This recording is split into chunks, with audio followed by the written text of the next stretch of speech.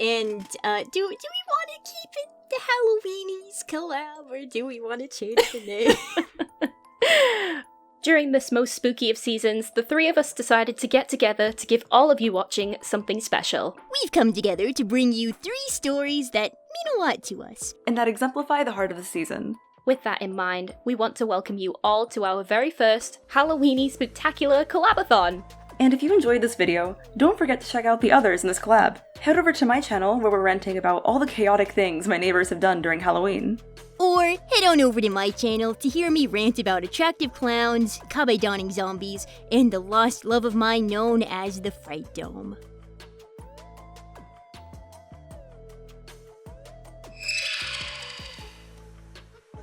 Happy Halloween, everyone!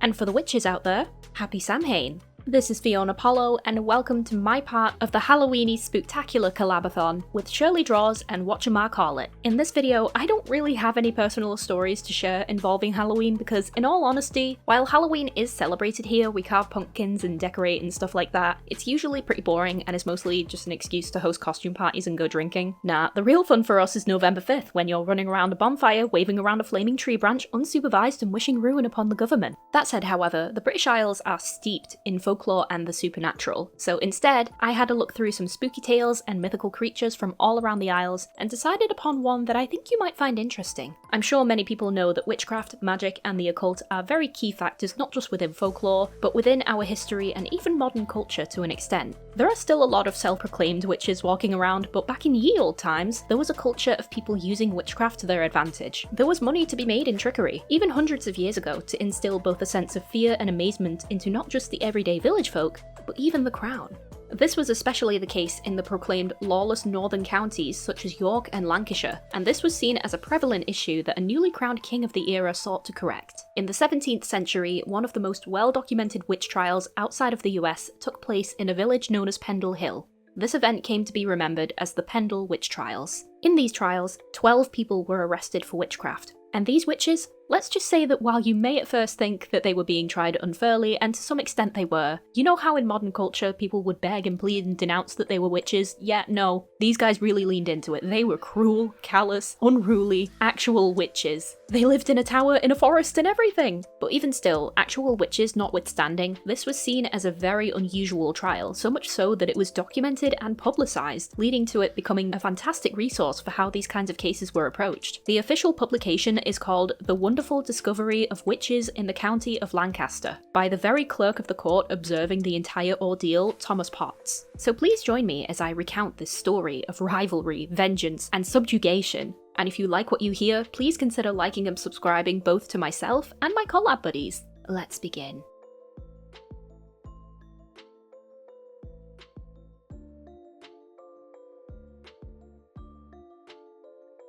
Part 1. The Confessions. Our tale begins with the one who ultimately chooses to disrupt the pre-existing status quo of witches at the time. In 1603, King James I, the son of Mary Queen of Scots, took the English throne. Now, we've had a lot of interesting kings and queens over here, but James reportedly had a vested interest in witchcraft and the supernatural, to the point where he even wrote a book titled Demonology on the subject, instructing his readers to condemn and prosecute both supporters and practitioners of the craft. It's pretty clear that the king's own attitude towards witches became reflected in the feelings expressed among the common people regarding witches both in the run-up to and after he was crowned king. James was keen to bring people back around to obedience under the crown and the church, so much so that he enforced his views into law, and 2 judges were sent to the village of Pendle Hill in Lancashire to investigate the strange goings-on of the inhabitants. It was pretty much an accepted part of village life in the 16th century that there were village healers who practiced magic and dealt in herbs and dished out local medicines, but there were also some who tried to claim that they were imbued with certain powers in order to assert their authority over others. In 1612, the first of the convicted witches came in the form of Alison Device, who was arrested after an altercation in Trawden Forest with a peddler known as John Law. Alison cursed John after he refused to give her some pins without paying for them, and shortly after, John suffered a stroke, which he then blamed on Alison, proclaiming that she is from a demonic family of witches. Alison was brought before the court. but not before a few other people ended up joining her. Now, something interesting to note about 6 of the 11 witches tried before the court is that they were descended from 2 rival families, Demdike and Chattox, both of which were headed by the family matriarchs, 2 old widows known as Old Demdike and Mother Chattox. Looking at the description of the two in the trial's publication, Old Demdike was described as a very old woman, having been a witch for 50 years. She lived in solitude in the Pendle forest raising her family, and it's generally unknown what else she did there. She lived a good many years, brought up her own children and grandchildren, and brought them all up to be witches in her image. I mean, to be honest, that just sounds like an ideal life to me. Living surrounded by nature, being unbothered by stupid people for fear of your powers, like, come on, that's not a bad deal, right? The rest of her description, as quoted, reads, "She was a general agent for the devil in all of these parts. No man escaped her or her furies that ever gave them any occasion of offence or denied them anything they stood need of, and certain it is, no man near them was secure or free from danger." Mother Chattox was described very similarly, albeit she seemed to have a bit more venom attached to her name outside of the publication. She was seen as a very old, withered, spent, and decrepit creature, her sight almost gone. A dangerous witch, of very long continuance, always opposite to Old Demdike, for whom the one favoured, the other hated deadly, and how they envy and accuse one another in their examinations may appear. In her witchcraft, always more ready to do mischief to men's goods than themselves, her lips ever chattering and walking, but no man knew that. She lived in the forest of Pendle, amongst this wicked company of dangerous witches. Coming back to Alison, she was brought before Justice Noel, where she confessed that she had intentionally told the devil to lame John Law, and upon further questioning, she accused her grandmother, Old Demdike, and also members of the Chattox family of witchcraft. I mean, if this girl was going down, she was going down swinging and taking as many down with her as she could, apparently. The Demdike and Chattox families had long been feuding before this trial after the Chattoxes burgled Malkin Tower, the home of the poverty-stricken Demdikes, and stole today's equivalent of around £100, so it's likely that while Alison did dob her family into the whole fiasco, she's likely had some dealings with the Chattoxes that made her feel justified in taking them down too. It's speculated that the Chattoxes behaved similarly to a mafia family, and they often intimidated people into paying them in exchange for their protection. If people weren't able to pay, they were berated, robbed, or cursed with a varying severity of occurrences depending on how exactly you crossed them. Multiple family members were brought in for questioning. The Chattoxes were blamed for the deaths of 4 villagers which occurred years before the trial. James Demdike confessed that Alison had cursed a local child some time before, and Elizabeth Device confessed that her mother Old Demdike had a mark on her body where the devil had sucked her blood and left her insane. Both family matriarchs, Old Demdike and Mother Chattox, confessed to selling their souls, and Mother Chattox's daughter Anne Redfern was allegedly seen making clay figurines, presumably to use them as a way to torture people. In an excerpt from Mother Chattox's confession, she explains how these were used to cause illness or death to the intended people. "The speediest way to take a man's life by witchcraft is to make a picture of clay, like unto the shape of the person whom they mean to kill, and dry it thoroughly. And when they would have them to be ill in any one place more than another, take a thorn or pin, and prick it in that part of the picture you would so have to be ill. And when you would have any part of the body to consume away, then take that part of the picture and burn it. And when they would have the whole body to consume away, then take the remnant of the said picture and burn it. And so thereupon by that means, the body shall die." It's assumed that this kind of practice was the whole reason Alison was trying to get hold of those pins from John Law, setting off this unfortunate chain of events. After hearing this evidence, Alison, Anne, Old Demdike, and Old Chattox were all detained and subjected to trial.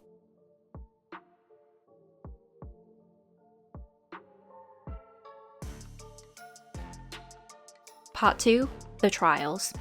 Following the detainment of these 4 women, in the lead up to the trial, a further 8 people were also detained after a meeting at Malkin Tower was tipped off to the judge and was subsequently interrupted by law enforcement. The meeting was apparently claimed to be to do with Alison's brother James Device stealing a sheep, and was attended by people sympathetic to the family. It's not fully specified why James took the sheep, whether they needed it for food or for performing certain spells and rituals. It was later speculated that they had met up to devise a plan to blow up Lancaster Castle in order to free Old Demdike and her daughter who were being kept there. In total, the 12 people who were taken in to stand trial were Elizabeth Southern, aka Old Demdike, Elizabeth Device of the Demdikes, James Device, Alison Device, Anne Whittle, aka Mother Chattox, Anne Redfern of the Chattoxes, Alice Nutter, Jane Bulcock, John Bulcock, son of Jane, Catherine Hewitt, Isabel Roby, and Margaret Pearson. The trials were held at Lancaster between 17th and 18th of August 1612. Sadly, old Demdike wasn't physically well enough to withstand the harsh conditions while in custody and died before she could be tried in court. When it came to gathering evidence, it's reported that protocols and conditions that were held under regular trials were suspended under witch trials because of the suspected magical tendencies of witches to be able to mind control people and eliminate regular evidence. This allowed the court to be able to take evidence that would otherwise be considered unsubstantial in regular proceedings, and this was exemplified in the form of 9-year-old Janet Device. Janet was instructed to stand before the court and give evidence against her family, and oh boy did she! She gave evidence against the people who attended the meeting at Malkin Tower, her mother, her brother, and her sister.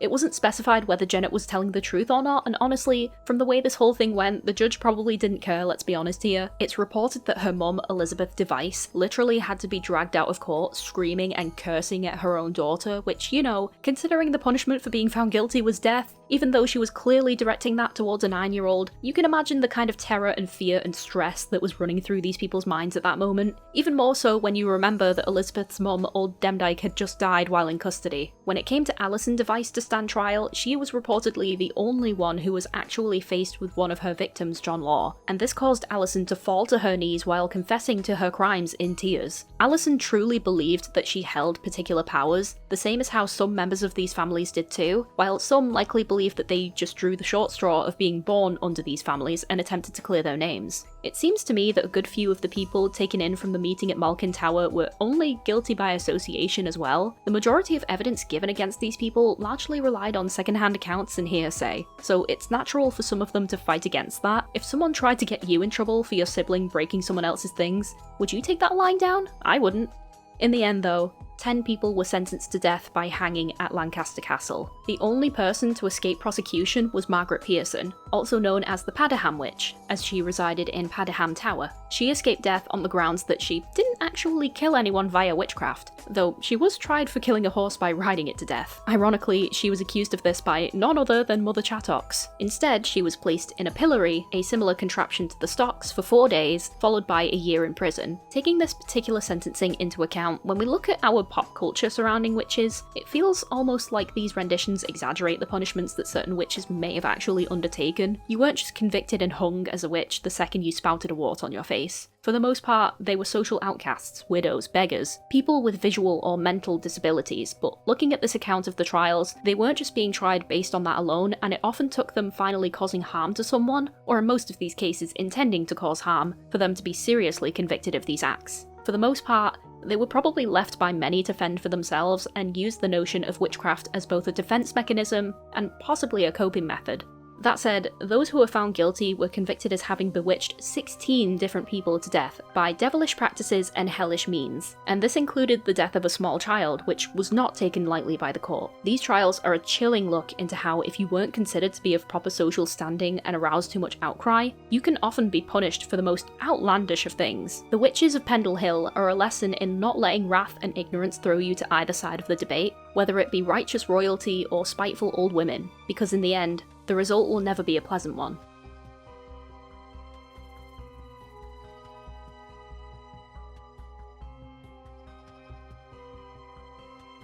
Part 3. The Legacy. The story of the Pendle Witches is a stark reminder of how many things like a lack of education, mob mentality, and being outcasted from communities can often lead to very unfavourable circumstances. Of course, we also can't forget that in their desperation before the authorities, the witches of Demdike and Chattox especially displayed how much hatred, vengeance, and vitriol they had for others and each other, even within their own families. Pendle Hill was a very poor place at the time, and it was very much a case of kill or be killed from the sound of it. The ruins of landmarks such as Malkin Tower are still present in Pendle Hill today. In fact, if you thought this was the end of the story, in 2011, when water engineers went to do some improvements on nearby reservoir, a cottage was discovered under a grassy mound containing a secret room in which a mummified cat had been discovered bricked into the walls. Supposedly, this practice was done to ward off evil spirits, though I'll be honest, it's quite a gruesome one considering the animals were sometimes still alive when they were mummified. Wouldn't that make the cat's spirit vengeful against whoever did that to them? Who knows, maybe the witches getting convicted was this poor kitty's spiritual karma. But nevertheless, this was seen as a massive discovery as quite a few things within the cottage were extremely well preserved. And that, I believe, brings us to the end of our tale. Thank you so much for watching, and if you liked this video, please consider liking and subscribing not just to myself, but also be sure to watch both Shirley and Mark's videos as well. They were really well done. We worked really hard on these, and it was so much fun. Stay safe, everyone. Don't go getting cursed by witches, and I hope you enjoy the spookiest of holidays. Bye! Sounds crazy. Like, the olden days were just such a wild time. Like, Right? yeah, like, in, like, the American high school system, I think, like, a lot of us, like, read a book about the Salem witch trials, and in those ones, too, it's just crazy how little evidence they need. Like, they'd be like, oh, you're a woman who reads books. That seems like witchcraft. That's kind of sus. Yeah, they're like, what are you reading for, huh? You want to learn witchcraft? This is like... Sure am glad that things have gotten better for AFAB people these days. Right, fellas? Right? Definitely. It's crazy how easily you could accuse someone of being a witch. Like, literally, you just point your finger at them, and everyone just believes you. Yeah. You know that old meme that was like, I saw Mary Jane at the Devil's Sacrament. Well, what were you doing at the Devil's Sacrament? Exactly. Literally. Yeah, I mean, unless you're talking about type of witch like from the movie The Vavitch, then... Oh, yep. Yeah. Hedge witches, good. Evil forest witches who like the taste of butter. I like how that's like the defining feature, if they like the taste of butter or not. You gotta watch out for those butter-tasting witches. Yeah, or even the butter-making witches. Like, how the hell did you get butter when you didn't have butter in your house already? Oh that was my another gosh. thing, apparently, that they tried to accuse these women of. Really? What the fuck, Apparently really? they could learn to churn butter. Yeah. Gosh, that like makes me think of like in my biology class, we learned about like the theory of spontaneous generation. It was like in the olden days, people would just like leave out a jar with cheese in it, and then the next day there would be a mouse in there, and they'd be like, the need for life arose, and then the mouse appeared instead of like the mouse just got into the jar because it smelled cheese. Like that used to be a genuine theory people believed in, spontaneous generation. Yeah, people. Oh my God. Used to think that meat just created maggots. Yeah.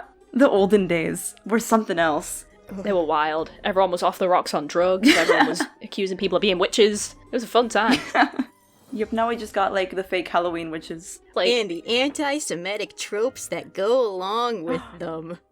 Yeah. Well, shit.